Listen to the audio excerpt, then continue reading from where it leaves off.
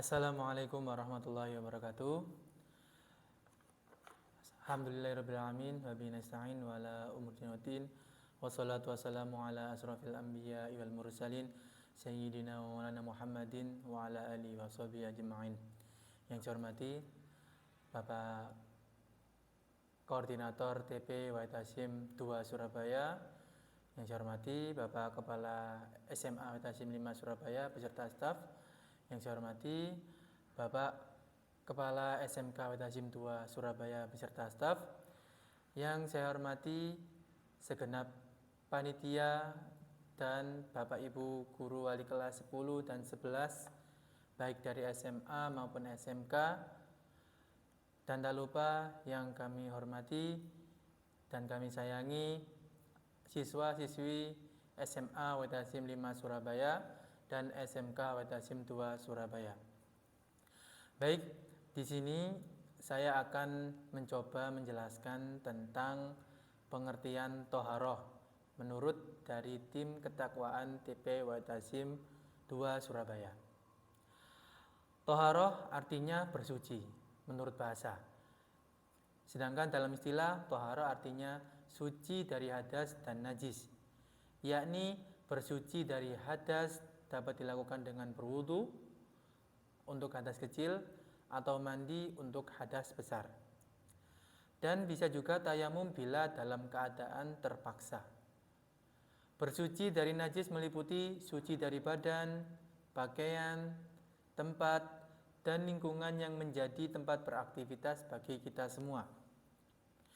Hukum toharoh dalam Islam yaitu wajib, seperti yang tertulis dalam Quran surat Al-Baqarah ayat 222 yang berbunyi, Bismillahirrahmanirrahim, Innallaha yuhibbut tawwabina wa yuhibbul mutatahhirin, yang artinya sungguh Allah menyukai orang yang tobat dan menyukai orang yang menyucikan diri.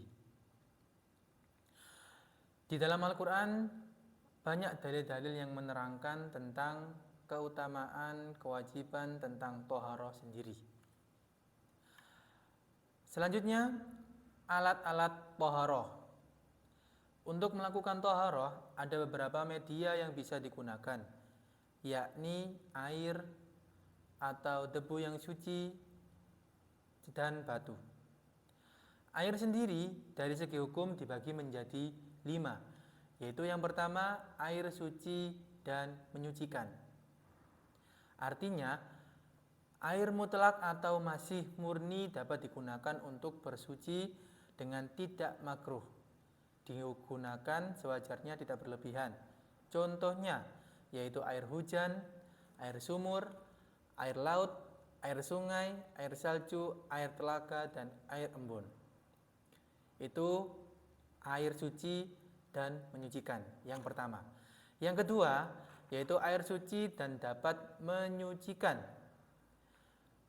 yaitu contohnya air musyammas, atau artinya air yang dipanaskan dengan matahari di tempat logam yang bukan emas. Maksudnya adalah seperti halnya ada sebuah wadah seperti drum, itu kan terbuat dari besi. Nah, jika dipanaskan itu namanya air musyammas. Airnya suci dan dapat menyucikan. Seperti itu. Yang ketiga adalah air suci tapi tidak menyucikan. Contohnya yaitu air mustamal, telah digunakan untuk bersuci, menghilangkan hadas atau najis walau tidak berupa rupa, rasa, dan baunya. Maksudnya adalah air suci tapi tidak menyucikan. Ketika kita berwudu kemudian kita tampung airnya dalam suatu wadah, itu airnya bersifat suci tapi tidak menyucikan. Seperti itu. Jadi yang telah kita gunakan, air yang kita gunakan untuk berwudu atau mandi, kemudian kita tampung, itu airnya suci tapi tidak bisa menyucikan. Maksudnya tidak bisa digunakan untuk berwudu lagi. Seperti itu. Yang keempat adalah air mutanajis, yaitu air yang terkena najis, kemasukan najis, sedangkan jumlahnya kurang, maka tidak dapat menyucikan. Artinya takaran air itu bisa digunakan untuk bersuci menurut para ulama yaitu 2 qolah. 2 qolah sendiri di sini yang dimaksud adalah ukurannya yaitu panjang kali lebar kali tinggi itu 60 cm. Jadi panjangnya 60 cm, lebarnya 60 cm, tingginya 60 cm. Itu namanya 2 qolah. Jika lebih dari itu, maka bisa digunakan untuk bersuci.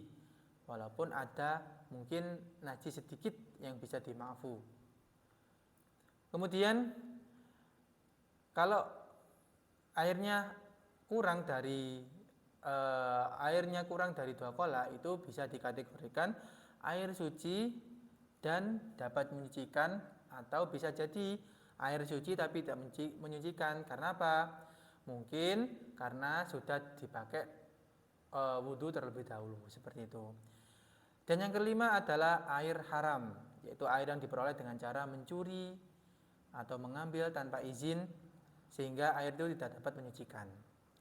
Ya, contohnya seperti kita mencuri tanpa izin, kemudian airnya dengan cara tidak tanpa izin, ya seperti itu. Jadi ada 5 tadi macam-macam air dari segi hukum.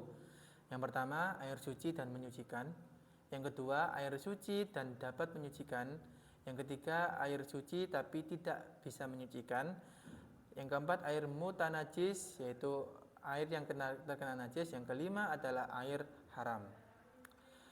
Sekarang kita masuk ke tata cara bagaimana wudhu. Ya, berwudhu. Taharah dengan cara berwudhu menurut cara adalah untuk menghilangkan hadas kecil ketika akan sholat.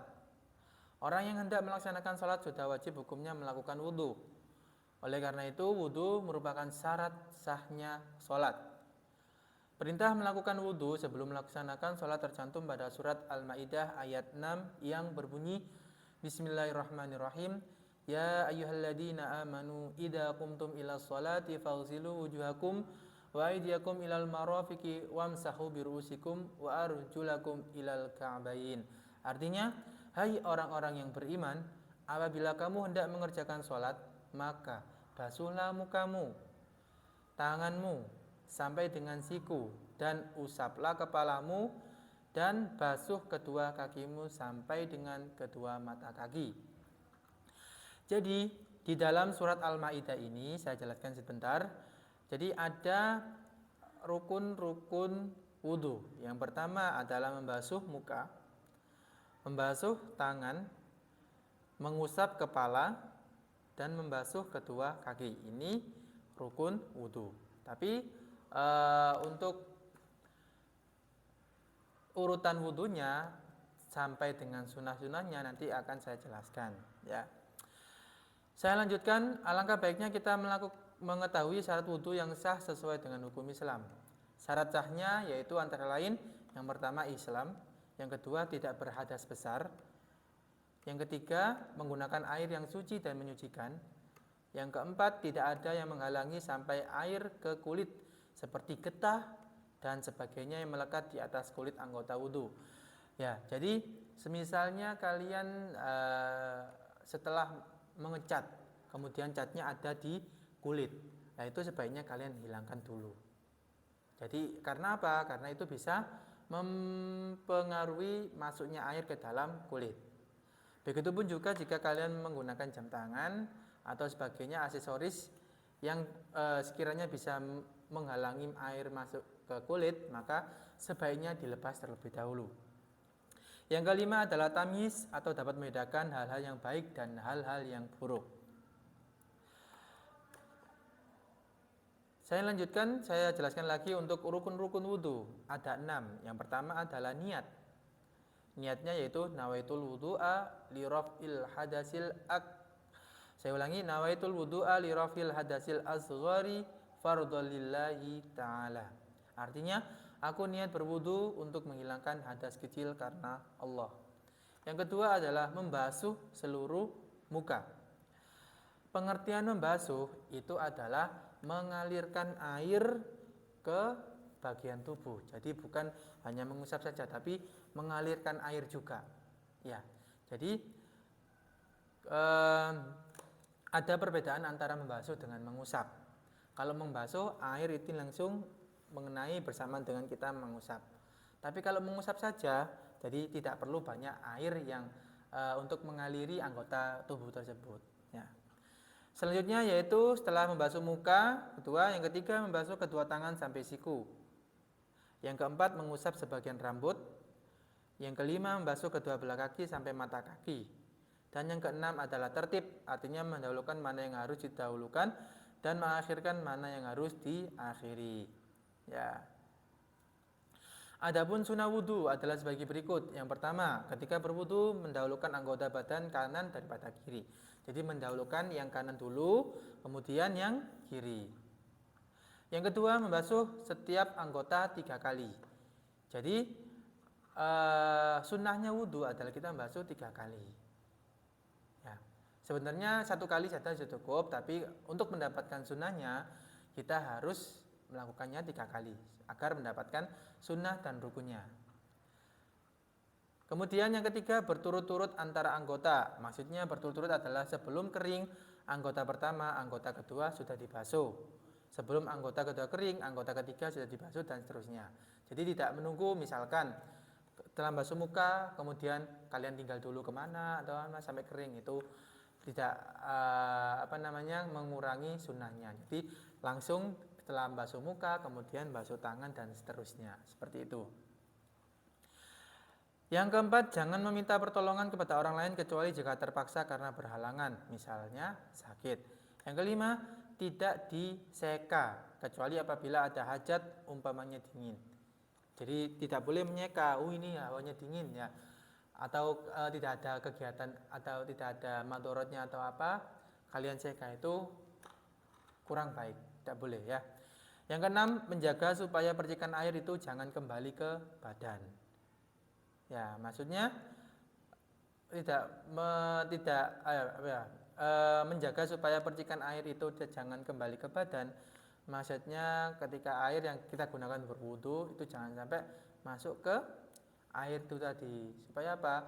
Tadi ada kategori air, yaitu air yang dapat air suci tapi tidak menyucikannya, seperti itu.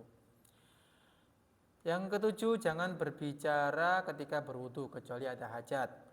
Yang delapan, bersiwak, bercuci atau menggosok gigi dengan benda yang kesat selain bagi orang yang berpuasa sudah matahari terbenam.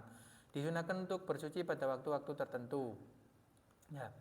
Yang kesembilan, membaca 2 kalimat syahadat dan menghadap kiblat ketika berwudu. 10, membaca doa dan syahadat setelah selesai berwudu.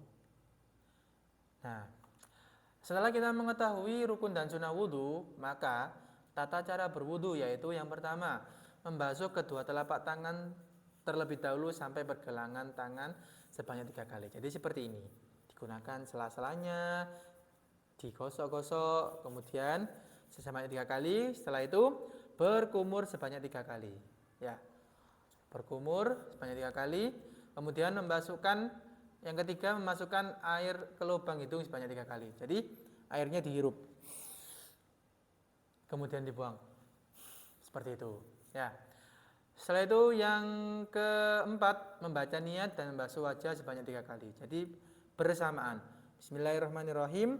Nawaitul wudu'a li raf'il hadasil azghari fardholillahi ta'ala. Nah, seperti ini. Membasuh, bukan mengusap. Jadi ada air yang mengalir ke anggota muka. Ya, bukan hanya setelah kalian gini kemudian kalian hilangkan airnya kemudian seperti salah. Jadi membasuh itu ada airnya ke muka. Setelah itu membasuh kedua tangan kanan dan kiri hingga siku sebanyak 3 kali. Jadi membasuh, mengalirkan air mulai dari ujung kaki sampai siku, kemudian kalian basuh gantian seperti ini ya. Seperti ini gantian kalian alirkan di air yang mengalir dari keran, misalkan langsung kalian tuh seperti ini. Setelah itu membasuh kepala dan rambut sebanyak 3 kali. Jadi membasuh kepala, bukan ya. Jadi saya ulangi, mengusap kepala dan rambut sebanyak 3 kali. Jadi digunakan mulai dari tumbuhnya ujung rambut ini, ya cukup ini saja boleh. Tapi kalau kalian kebiasaannya seluruh rambut ini juga boleh. Jadi bebas kalian biasanya yang gimana sama saja. Jadi bisa ke ujung rambut ini juga boleh. Setelah itu membasuh kedua telinga luar dan dalam. Jadi mengusap telinga jadi seperti ini, telunjuk masuk ke lubang, kemudian kalian gosok di luar, gosok ke dalam seperti ini. Ya. Ambil air, kemudian digosok. Nah, kemudian yang ke-8 adalah membasuh kaki kanan dan kaki kiri hingga mata kaki. Setelah itu kalian akhiri dengan doa. Seperti itu ya. Adapun doanya yaitu Bismillahirrahmanirrahim. Asyhadu an la ilaha illallah wahdahu la syarikalah wa asyhadu anna Muhammadan abduhu wa rasuluh. Allahumma ij'alni minat tawwabina waj'alni minal mutatahhirina waj'alni min ibadikas sholihin. Nah, seperti itu. Ya. Jadi kurang lebihnya seperti itu. Nanti kita coba praktekkan tata cara berwudu ya, meskipun dalam keadaan berpuasa. Yang sifatnya makruh itu adalah berkumur dan memasukkan air ke dalam hidung. Karena apa? Khawatir ada air yang masuk ke dalam lubang sehingga bisa membatalkan puasa. Jadi untuk ketika kita berpuasa, untuk berkumur dan memasukkan air ke dalam hidung pada siang hari itu hukumnya makruh. Seperti itu. Selanjutnya mari kita simak videonya selanjutnya ini ya. Jika ada salah atau kurang dari saya pribadi, mohon maaf yang sebesar-besarnya. Kemungkinan nanti akan dijelaskan lagi oleh Bapak Guru PAI yang akan mengisi materi pada acara Pondok Ramadan. Demikian yang dapat saya sampaikan, kurang lebihnya saya mohon maaf. Saya akhiri, assalamualaikum warahmatullahi wabarakatuh.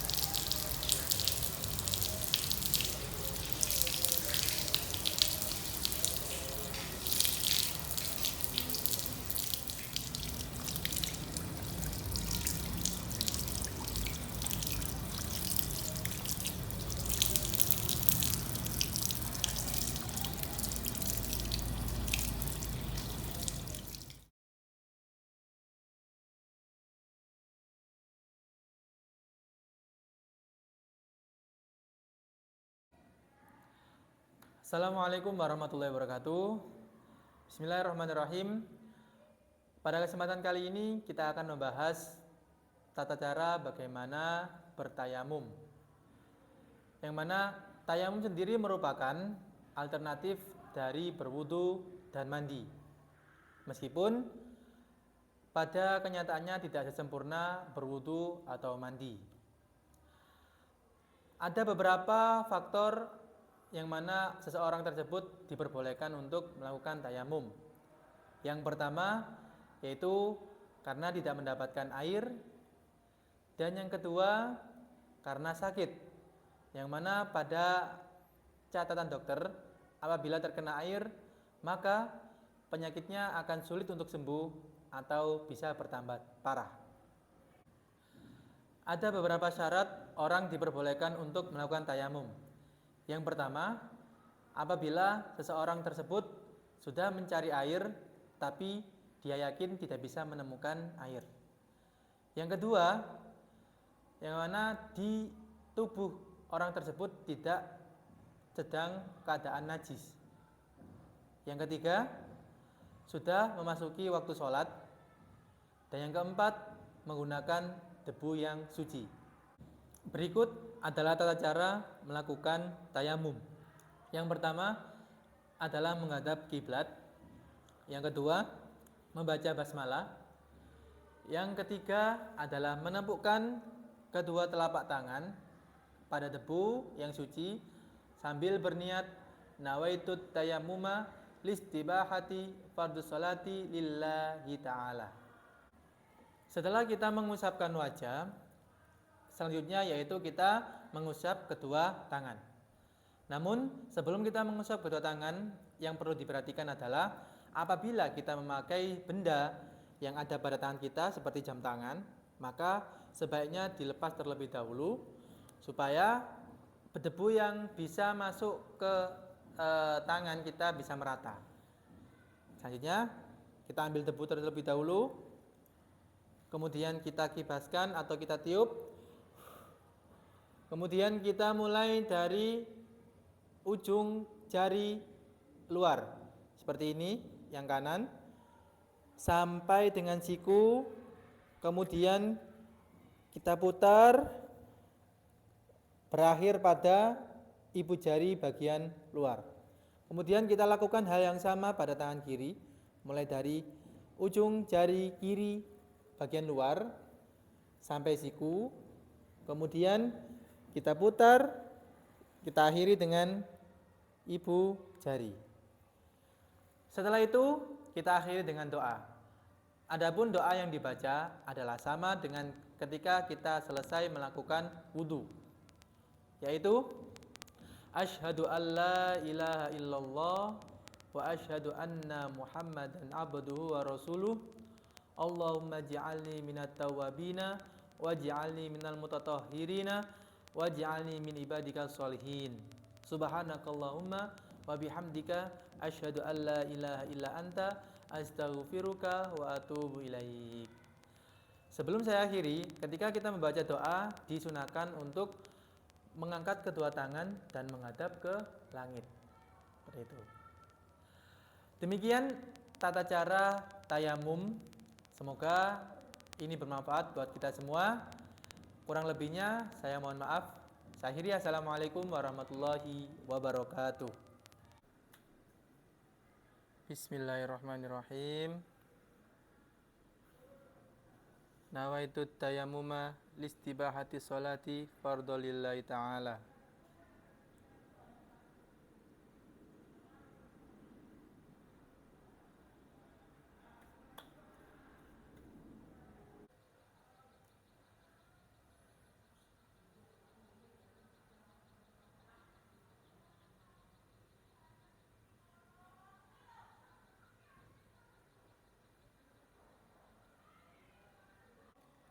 Asyhadu an la ilaha illallah wahdahu la syarikalah wa asyhadu anna muhammadan abduhu wa rasuluh. Allahumma ja'alni minat tawwabina waj'alni minal mutatahhirina waj'alni min ibadika sholihin. Amin.